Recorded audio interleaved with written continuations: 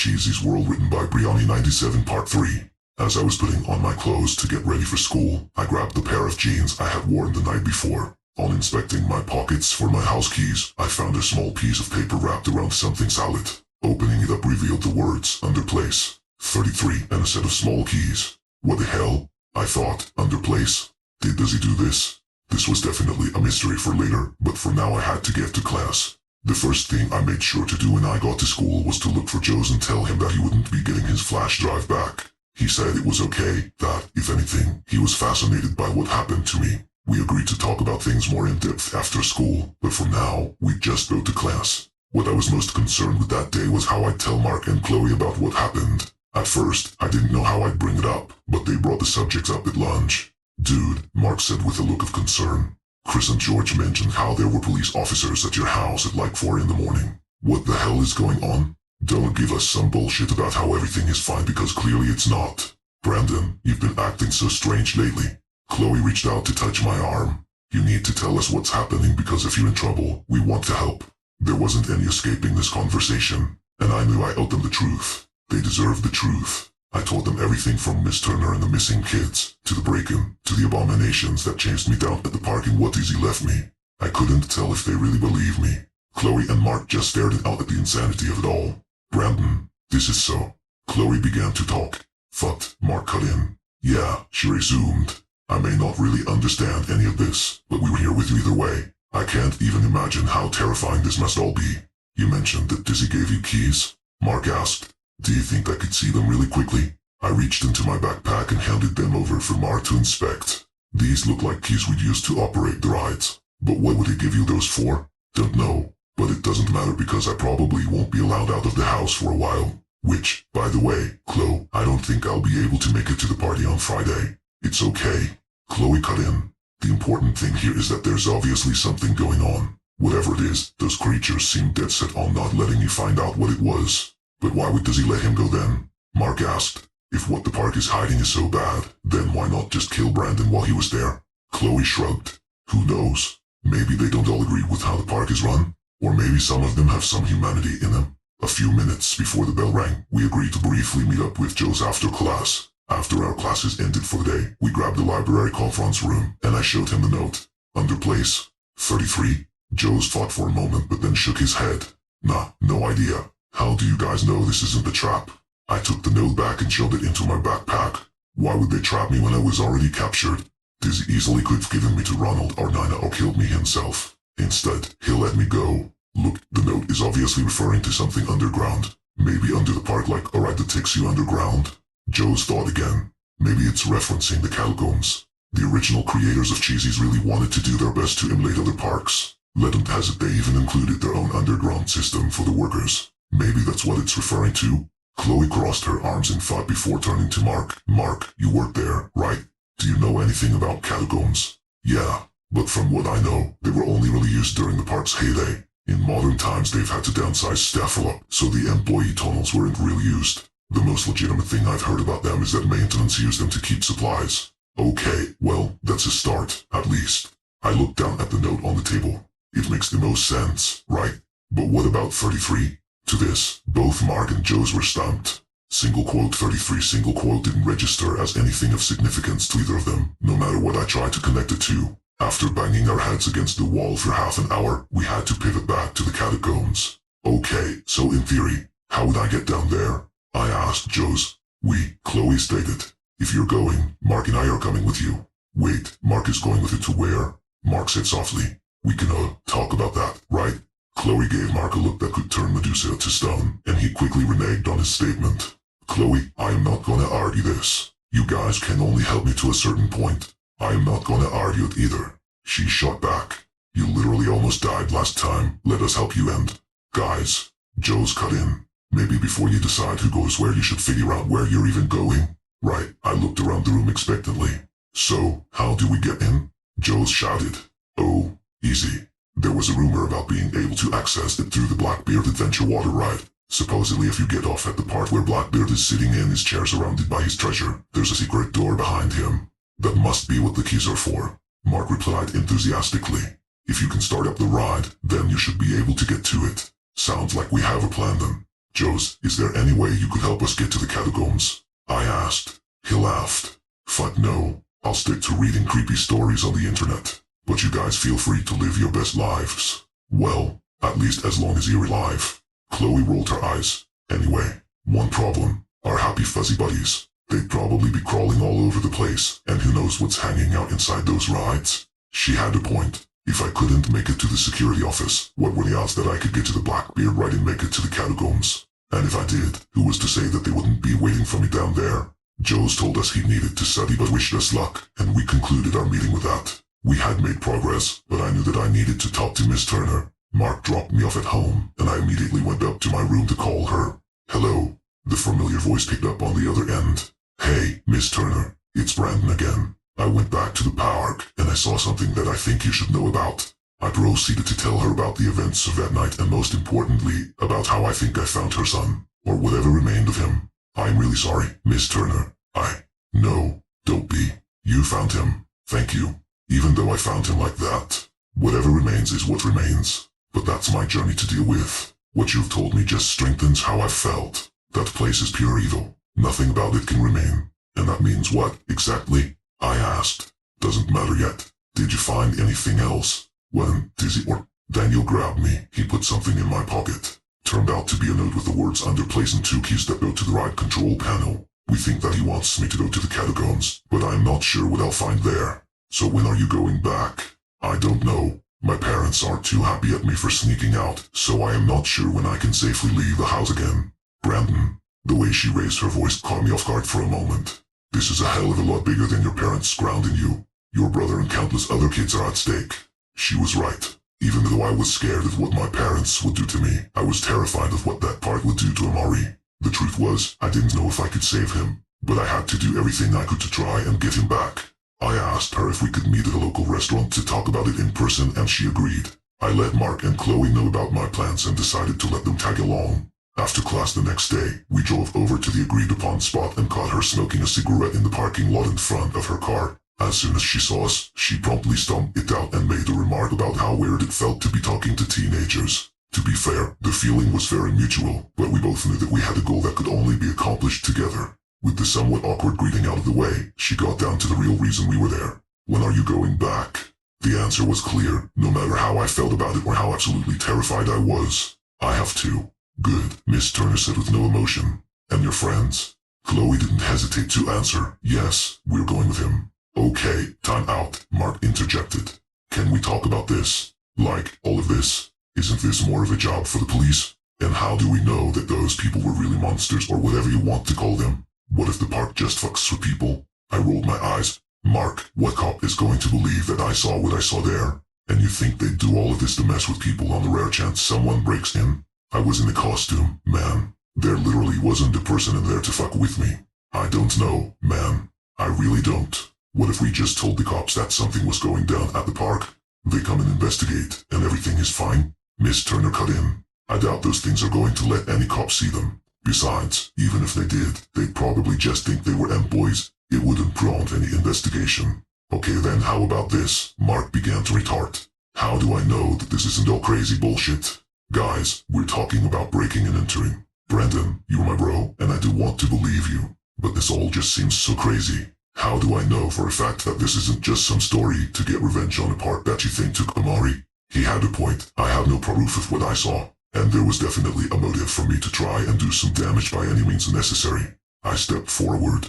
You don't know. You can until you see it for yourself. And frankly, I don't want you guys to see what I saw. So here's the deal. You both have an out. I don't want you there with me, and if either of you doesn't want to be there, don't come. Simple as that. I'd be more than happy to let you be safe. As expected, they took some time to weigh the heavy consequences of their decisions. But after a few moments of silence, they looked at each other and nodded. We were here for you, man, all the way, Mark stated. So, what's the plan then? Chloe asked. No sooner had she asked that question had Miss Turner spotted her out circling her foot. She yelped in surprise and immediately told us all to go home and we'd discuss the plan later. Confused, we watched her run to her car and speed off without so much as a goodbye. She's an odd lady, Chloe mentioned. She definitely doesn't inspire any kind of confidence for whatever we end up doing, Mark added. I agreed, but she also had the best knowledge of the park. She could potentially give us access to resources we weren't likely to get by ourselves. She had been in this for far longer than any of us had, and it didn't feel right to take the personal stake she had away from her. Later that night, I got a text message from Miss Turner saying that we should all get together Saturday night. The plan was to meet up in a park near my house at around 2 in the morning. From there, we'd discuss everyone's roles and how we'd go about this. I pressured her into giving me something to prepare for, but she kept saying how it was only safe to talk about these things in person, where there were no rats. Out of sheer curiosity, I asked Miss Turner about what her aversion to rats was all about. She explained that it was just personal paranoia and that whenever she'd talk about something and there was a rat or mouse present, bad things would happen. Oddly enough, the days leading up to Friday were completely normal. I think that subconsciously, Mark, Chloe, and I wanted things to be that way. We all knew how drastically our lives could change on Saturday, and we tried to keep things as lighthearted as possible. It was almost like an unspoken rule that the last day before the shithead would be spent in peace.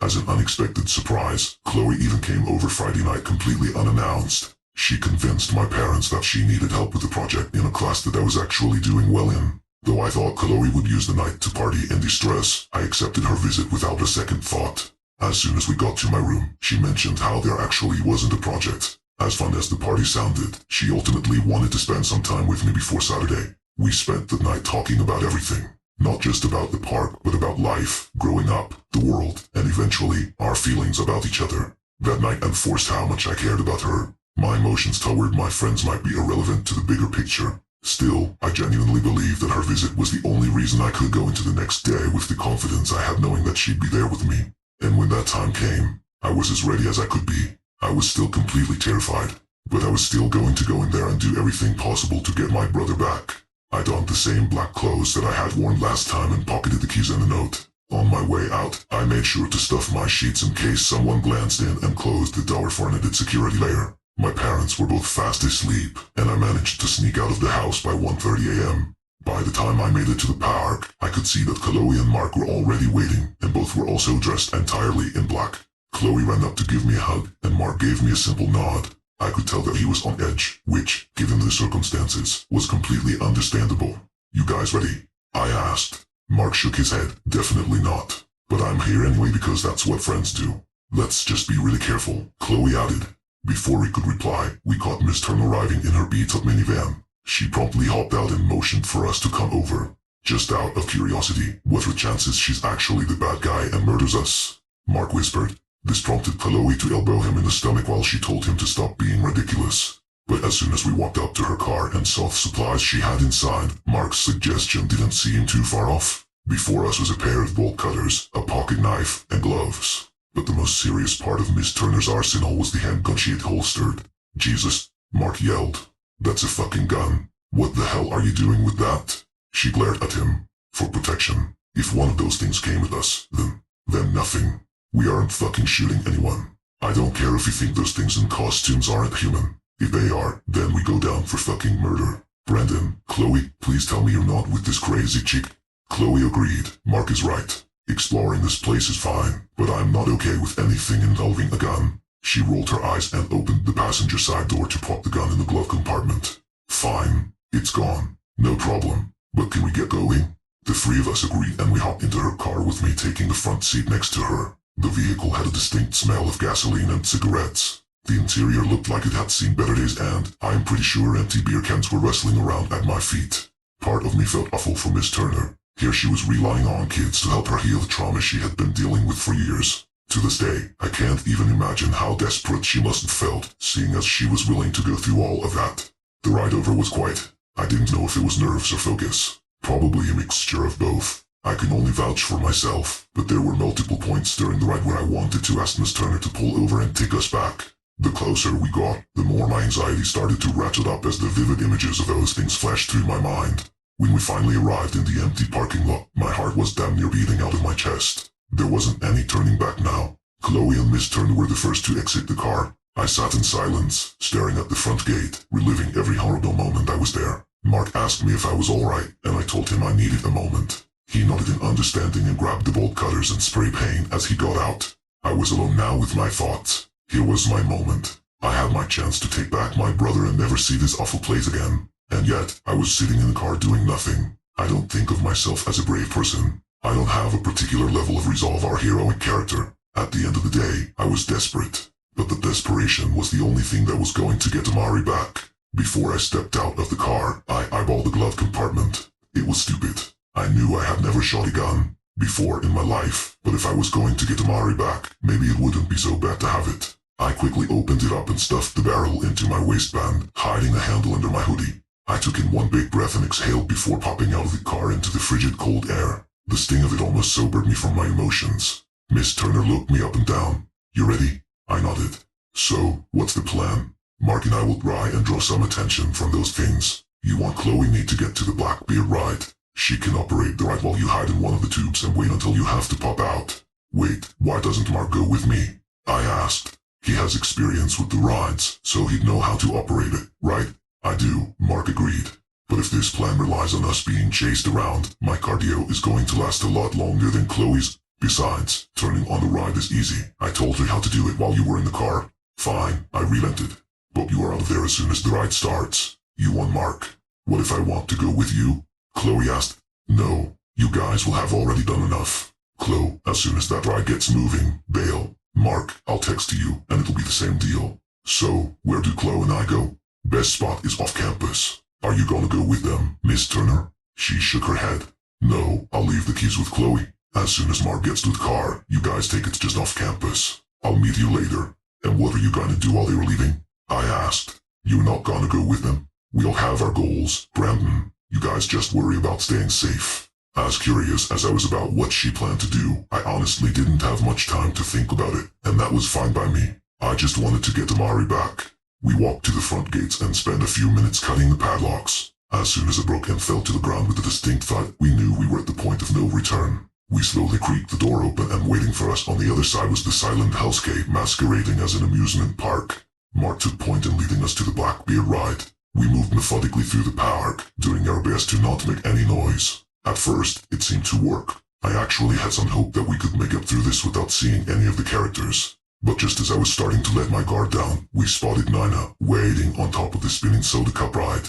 Chloe, Mark, and Miss Turner looked on in horror as they saw the spider-like abomination perched on top of the ride, peering down at us. And as soon as it registered who we were, she moved viciously fast towards us. We broke off into two groups as planned, but Nina didn't care. She tore after Chloe and me until Mark picked up a nearby stone and hurled it in her direction. It landed just in front of her, and without hesitation, Nina spun around and gave chase to Mark. He was already running in the opposite direction and screaming as he went. Chloe called after him, but I grabbed her wrist and screamed that we had to go. We ran in the general direction of the Blackbeard ride and didn't see any more of the characters. We knew from looking at park maps beforehand that it was a straight shot down and then a sharp right.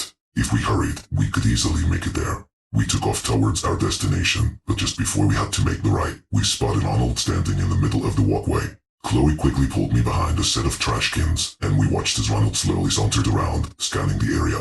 Sweat poured from my brow as I peeked around the trash can to see that soulless husk dragged its body forward. It moved silently down the path, and even though its eyes were faced forward, it felt like it was still taking stock of every tiny movement around it. But just as it was about to pass by us, it stopped. My heart dropped, and I quickly retracted my head and made myself as small as possible so that no part of me was visible. I squeezed my eyes tight, praying that it'd go away. I had the darkest feeling that it knew that we were there, and we had nowhere to run. All we could do was stay silent and hope that it turned away. A strange cold came over me, and just as I imagined him reaching over the completely meaningless barrier we were sitting behind, I heard a voice yell out from a distance. Mark was on the other side of the pathway, screaming to get Ronald's attention. Without hesitation, it moved towards Mark.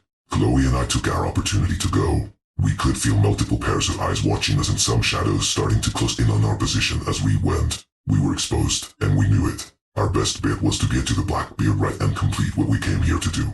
As soon as it was in our sights, an extra burst of adrenaline kicked in, and we dived into the empty building that contained the ride. A slim figure slithered towards us and slowly rose up on thin legs out of the darkness. The character, resembling a tall decaying doll with melted facial features and pinpoint red eyes, stared directly at us. Still, it didn't dare to enter the ride. I could feel the tears streaming down my face as it paced the entrance and never for a second looking away. We were entirely still watching it stare us down, and then for an utterly unexplainable reason, it moved on. Chloe and I both needed a moment of rest. In the near darkness, all I could hear was the moving water and her light sobs. "Chloe," I whispered, "are you okay? Look." I reached for the keys in my pocket and tried to find her hand in the darkness to pass them off. The second you start this ride, run back to the car, and you'll never have to see this place again. Once I found them, I placed the keys in her hand and helped her to her feet. Without warning, she pulled me into a tight hug and told me that if she had to lead me to the catacombs that I had to promise that no matter what, I'd come back safe. I promise, Chloe. Using her phone's light to guide her to the control panel, she went to work on trying to get the water right to start up.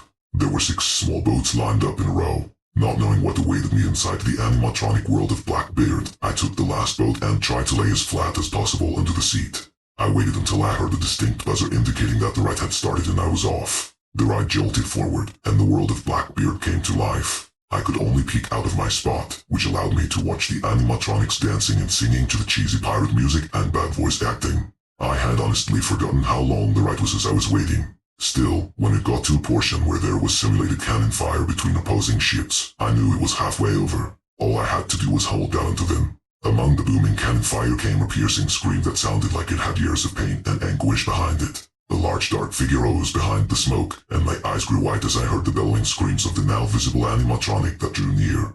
The animatronic pirate had big vacant white eyes and a large hook nose that mimicked a beak. His massive hands each had 2 long human fingers in the shape of claws, and he was riddled with holes exposing a body covered in coral. I hoped he wouldn't see me, but my hope was dashed when he screamed my name and jumped into the first boat.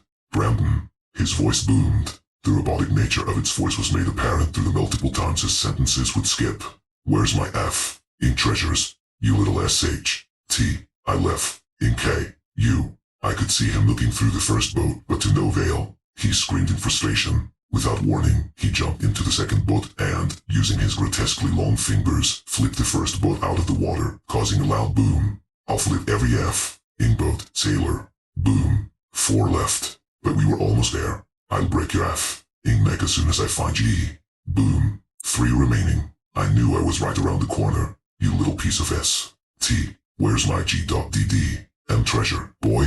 Boom. Just 2. I could see I was slowly coming up on Blackbeard's treasure room. You're going to die today. Boom. He was on my boat. The treasure room was just in front of us. I took a chance and exploded out of the boat. In one big leap, I made it onto the Blackbeard's platform. The animatronic screamed after me, and I could see it starting to move towards me. I quickly scrambled around the treasure and found a hatch. I flung it open and started climbing down the ladder into the catacombs. I heard a loud thud as the hatch closed above me from something slamming it down. Once my feet reached the ground, I ran forward a bit and peeked over my shoulder to see if Blackbeard had followed me down, but he never did. I was completely alone. I exhaled a deep breath of relief. I always knew the night was whack. What I was faced with was essentially a concrete service tunnel. I noticed my footsteps echoed as I walked, and I didn't hear any other voices or footsteps in front or behind me. For the first time in a while, I was sure that I was alone. I checked my phone real quick to see if I had any service, and it was weak but there. I wanted to send a message to Mark but noticed he had already sent me a ton of text messages. My eyes grew wide as I read them. Mark, dude. WTF. I think this lady is trying something. Mark, she disappeared when we split up. Saw her later pouring gasoline. Mark, dude, she's gonna set this place on fire. Hurry the fuck up and get out of there. Miss Turner was going to set this place ablaze. If I didn't get Amari and get out, all of this would be for nothing. I texted Mark to run back to the car if he hadn't already and that I'd meet him and Chloe soon. For the first time, I thought I had a chance to breathe, but my sense of urgency came back with a vengeance. I jogged forward through the bleak tunnel, watching the rats scurry by me. They seemed to be the only form of life in a place that went on for God knows how long. Eventually, my jog slowed into a fast walk as I ran out of breath. It was only after I started to cool down that I realized how freezing the place was. Even though I was wearing warm clothes, it felt like I was walking in a damn freezer. I don't remember how long I walked or when I came to the end of the tunnel. Almost out of nowhere, a door that looked like it belonged to a janitorial closet appeared in front of me. But when my eyes focused on the very clear 33 engraved near the top, I had finally made it. Everything was leading up to this. Every moment of terror, every tear shed, all the pain, everything was going to culminate right here. I reached for the knob and slowly opened the creaking door to reveal the wretched sight on the other end. A morbidly obese man sat on a rotting wooden throne at the end of a small concrete room. He wore a soggy molded cheesy mask whose typically large smile had deflated into an apparent frown. His body was mostly covered with what looked like stitched together clothes. Despite his exceedingly large frame, his fingers were long and bony, and they clung desperately to the throne. At his feet were small mummified corpses. Hundreds of rats running about through little tunnels scattered around the room. The smell of rot and cigarettes wafted through the air, and my eyes stung as soon as it hit me. Jesus fucking Christ, I whispered. You have entered the domain of the Rat King, Brandon. We were expecting you. You should show some respect. His voice was gravely yet calm with a hint of playfulness, and he hissed as he spoke. You knew I was coming? We kept a close eye on you from the very beginning. We heard about your plans to pay us a little as it. The king told his servants on the outside to be on the lookout. However, to his disappointment, one of them disobeyed his king. But in due time, he will be fixed. Yes, everything will be fixed. And who is we? He chuckled. We are a kingdom, boy. We are the ones who run the park and all operations within it. So, you bastards are the one that took my little brother. I spat. Happiness here is guaranteed. It is not allowed to be unhappy here. The park does not permit it. But more importantly, the Rat King does not permit it. But still, your brother was unhappy. That had to be fixed. And the only way to fix it is to dedicate yourself to bringing happiness to others. That is how you get into the good graces of the Rat King. Anger was building up inside of me. Why do all of this? We could have just left the park. I don't get why you caused so much pain. Of course you wouldn't understand, boy. No one can reach the same level of enlightenment as the Rat King. You say he brings pain, but instead, he brings joy to his people. He is kind, and in return, he gets sustenance in any form he desires. It is a fair deal, says I. You crazy ass can believe whatever the fuck you want. Just give me my brother back or what, boy? You do not threaten the Rat King. No one threatens the Rat King. Even the man who finances my kingdom can intimidate him. Neither can the police, or the media. And do you know why, boy? Because the king hears all. He knows all. Secrets are valuable, and the Rat King is rich in secrets. I was done with that park, done with the characters, and done with this delusional man who had some warped sense of control from underneath an amusement park. I whipped out the gun and pointed it towards him, frustration and anger guiding my emotions. Where's my brother? Another laugh came from behind the mask. Brandon, you are not going to shoot me. You are merely a child, one that has never fired a gun before, and now you'd shoot the Rat King? You aren't a hero, boy, except that he has done everything for the greater good of the park. Put away the gun. You are not capable of using it anyway. For Mari, I'd do anything. How can you say that, boy? You've never killed, and you won't today. For a moment, I wavered. I had gone through all of this for Mari, all of this pain and suffering. Now here I was with the perfect opportunity, and the only thing standing between my brother and me was this disgusting bastard. And yet, I couldn't pull the trigger. He was right. I was just a kid way over my head. Sneaking into this place is one thing, but killing? I wasn't a killer, no matter what the stakes. I just didn't have it in me. But at that moment, I didn't necessarily have to. You say this place is your kingdom, right? If you don't give my brother back, it's going to burn to the ground. What? I could hear the hitch in his voice. Quickly, 3 rats crawled up his body and into a hole in the mask. If you don't give me back Amari, I'll tell my friend up there to burn it all. You can call your friends to come to kill me, but I guarantee one text message reaches her before they reach me. How dare you, boy? How dare you? This time I could hear real frustration. The Rat King's cool and calm demeanor had drastically changed, and this time I felt the gun was more for self-defense than to threaten him. Leave my park, boy. I command you. At first, I thought young Amari could bring happiness to the children, but now I see being rotten runs in the family. Maybe he is nothing more than rat food. How dare he? How dare he take Amari from me and then reduce my fucking brother to rat food?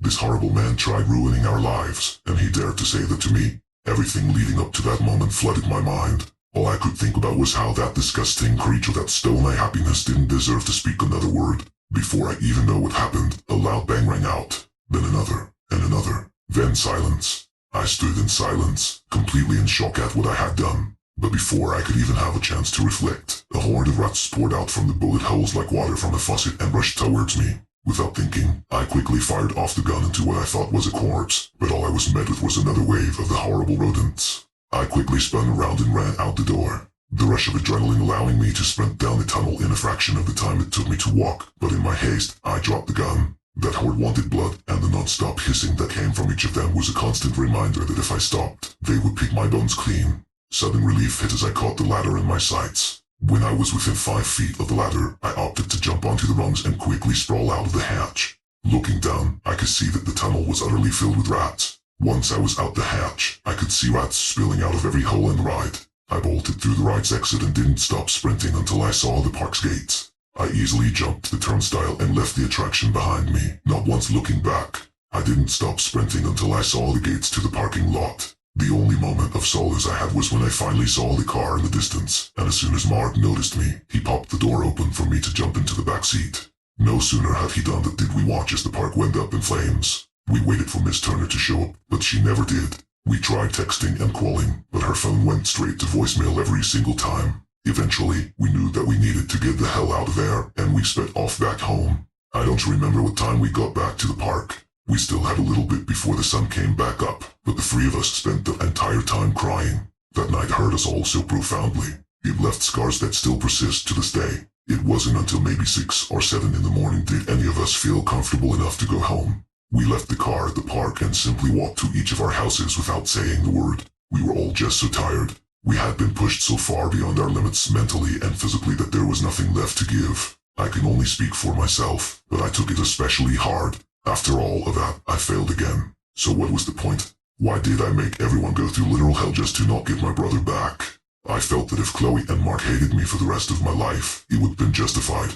I managed to sneak back into my house and into my room. No one had noticed my absence. I found it strange how my parents slept peacefully while I was living a literal nightmare. I tried to get some sleep, but through the tears and adrenaline, it was impossible. Eventually, I just opted to stay awake until my body gave up.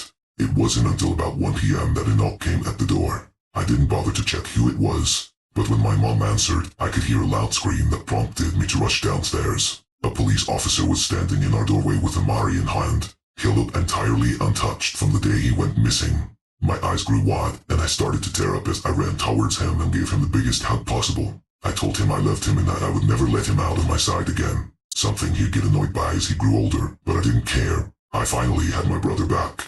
The officer told us Amari claimed that while Miss Turner was setting the fire, Dizzy helped him to a secret room under the concert hall. It was here that police found him while searching through the rubble. It took years of therapy to get Amari back to where he was comfortable talking about much. To this day, he still has a lot of repressed memories about whatever he saw. But the one thing he's been adamant about is he didn't know how it disappeared. All he could recall being led away to what he called the secret place. I wish I had more, but he's yet to expand on that. Still though, it was amazing to finally have our family back together. We treated him like the most precious thing in the world from then on. Looking back, it's strange how amazing normalcy can be when you've missed it for so long. I am not sure if Amari ever understood the pain we felt while he was missing, but he damn sure knew the love we had when he got back. Us stupidly leaving the car at the park was brought into question when Miss Turner was reported missing. But given the traces of gasoline in her vehicle, history of drinking, past history of tension with Cheesy's, and her charred body being found clutching a Dizzy costume, the police eventually determined it was a vandalism suicide attempt and that someone just moved the car after.